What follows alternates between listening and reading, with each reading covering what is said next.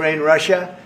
We thought it would be a little bit easier. That's turned out to be tougher than the Middle East. On the drug boat strike in the Eastern Pacific, Yeah. can you explain to us what that was about, how it was conducted? Yeah, sure. Well, they had one today in the Pacific. And the way I look at it every time I look, because it is violent, and it is it's amazing that the weaponry, everyone, they have these boats that go 45, 50 miles an hour in the water. And when you look at the accuracy and the power, look, we have the greatest military in the world. We have the greatest weapons in the world, and you see a little bit of it there. One shot, everyone dead center.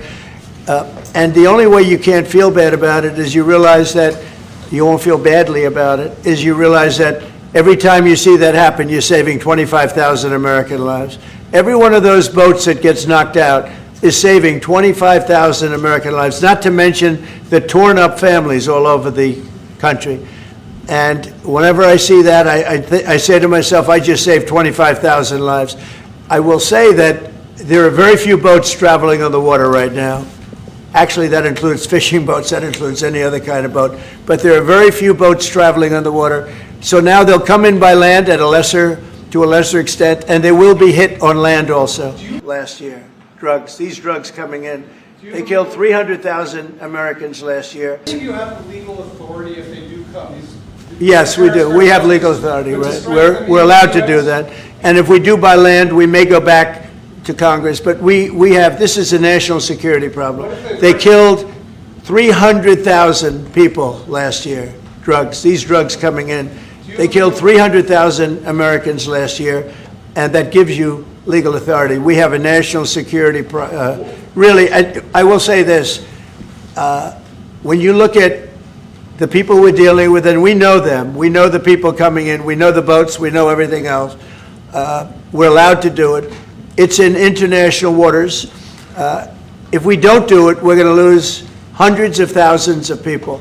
Now, they'll be coming in by land a little bit more because they're not coming in by boat anymore. There are no boats in the water. There are no more boats. We know the boat almost immediately.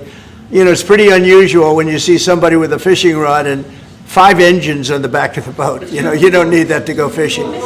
Wait. And we will hit them very hard when they come in by land. And they haven't experienced that yet, but now we're totally prepared to do that. We'll probably go back to Congress and explain exactly what we're doing when we come to the land. We don't have to do that, but I think, Marco, I'd like to do that. You may respond to that if you want. Doesn't matter. In this particular case, there are people traveling on international waters headed towards the United States with hostilities in mind, which includes flooding our country with dangerous, deadly drugs. And they're going to be stopped.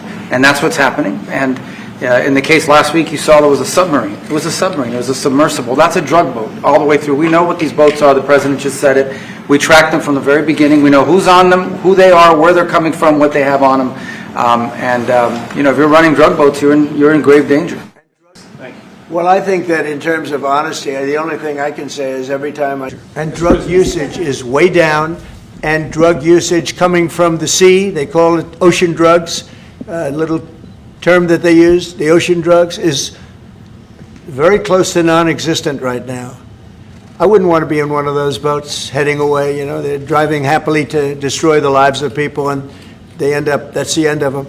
So the ocean drugs and the sea drugs by sea they call it also, that's almost down to nothing, as you can imagine.